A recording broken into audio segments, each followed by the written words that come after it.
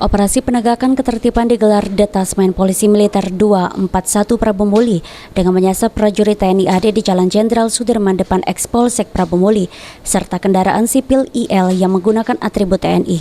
Dan Subden POM 241 Prabomuli Kapten Supriyono menjelaskan, operasi kali ini dilakukan di jalan raya dengan mengerahkan puluhan personel dan POM 241 Prabomuli. Tak hanya kendaraan dinas TNI yang di-stop, operasi ini juga dilakukan untuk mempersempit ruang DPO TNI. Dalam Ops Gaktip, petugas belum menemukan anggota TNI maupun masyarakat yang melanggar aturan, namun pihaknya akan mengintensifkan razia seperti mengecek kelengkapan administrasi personel dan material prajurit TNI. Termasuk kami juga ada DPO yang harus kita tangkap.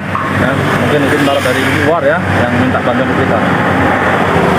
Sebenarnya dari anggota TNI yang membawa kendaraan dinas maupun umum harus melengkapi filternya. SIM TNI kalau mobil dinas, SIM umum kalau mobil sipil. Ya. Alhamdulillah pelaksanaan hari ini kita belum menemukan pelanggar ya. Semuanya bagus, kami cek semuanya bagus administrasinya ya. Benny Firdaus, PAL TV.